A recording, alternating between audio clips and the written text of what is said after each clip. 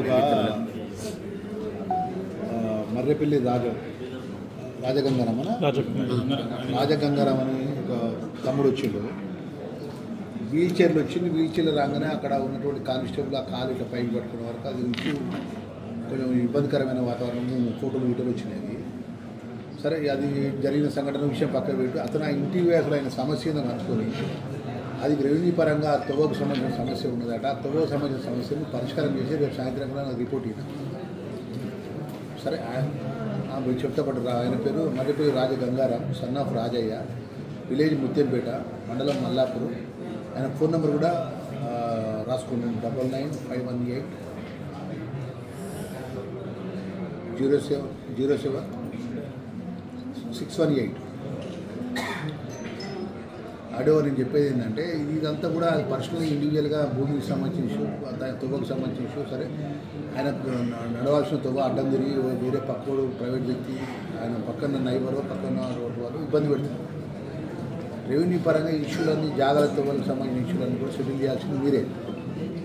ఆయన పోయినసారి ప్రజావాణిలో వచ్చిండు, ఇప్పుడు మన రెండోసారి ప్రజావాణిలో వచ్చిండు. ప్రజావాణి వచ్చినప్పుడు మన కానిస్టేబుల్, మన సంబంధించిన ఉద్యోగస్తులు మొత్తానికి ఆయన కొంచెం ఇబ్బందికరంగా ఇసుకపోయింది. అది మార్నింగ్ వెళ్ళి స్కోర్ అయితే దానికి అపోజిషన్ పార్టీలు ట్విట్టర్లో పెట్టుకుని ఇక దేశంలో వాళ్ళకు ఇదొక సమస్య లెక్కనే వాళ్ళు ఇబ్బంది పెడుతుంది. సార్, ఇబ్బంది పెట్టిన నేను దాంట్లో మేము అపోజిషన్ దాని విషయం మాట్లాడేది, దాని గురించి మేము పోగానే నేను జిల్లా మంత్రికి నేను చెప్పేది ఏంటంటే, ఆ కుటుంబానికి పోయి ఆ సమస్య జెన్యూన్గా ఉంటే రేపు సాయంత్రం కల్లా సెటిల్ చేసి నాకు మాట్లాడు.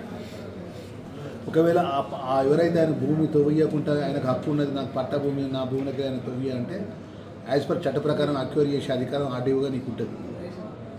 ఇప్పుడు నేను పై ఉన్నాడు ఇల్లు ఉంటుంది కట్టుకుంటాడు, పైన ఉన్నాడు నాకు కింద ఉన్నాడు నాకు తవ్వి అంటే నేను నా పై ఇంటి పక్కకి నడుచుకుంటూ రావాలి కదా. నేను తవ్వి అన్నప్పుడు అతను ఎంత భూమి అయితే పోతుందో, ఎంత ఎక్షన్ పోతుందో నాకు అక్వైర్ పెట్టండి. నేను ప్రభుత్వ పరంగా అక్వైర్కి సంబంధించిన ఎంత భూమి డబ్బులు, ఆ డబ్బులు అనేది ఇప్పిస్తాను. నాకు రేపు ఈవినింగ్ కల్లా నాకు 4 o'clock ఫోన్ చేసి ఈ మర్రిపల్లి రాజగంగారాం యొక్క ప్రాబ్లం సాల్వ్ అయ్యిందనే విషయం చెప్పాలి.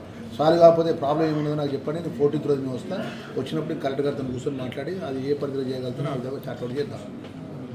ఆ కుటుంబానికి ఏదైనా ఆయన అసౌకర్యం చేసిన కానిస్టేబుల్ పక్షాన మంత్రిగా ఆ కుటుంబానికి నేను ఆ కుటుంబ సభ్యులకు చెప్పండి, ఆ తమ్ముని కూడా చెప్పండి. నా వైపు నుంచి ఆ జరిగిన సంఘటన విషయంలో నేను కూడా బాధపడుతున్నా.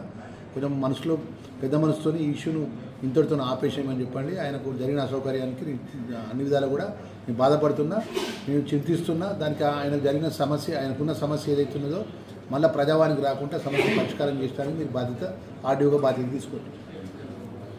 ఇది నాకు రేపు మార్నింగ్ 11 o'clock నేను ఆయన ఇంటికి పోయి ఆయనకు వాళ్ళ ఫ్యామిలీ మెంబర్స్తో కూర్చొని ఆయన తవ్వ మొత్తం చూసి ఆ తవ్వకు సంబంధించిన ఎవరైతే ఉన్నారో అవన్నీ ప్రాబ్లమ్స్ సాల్వ్ చేయండి. ఓకే.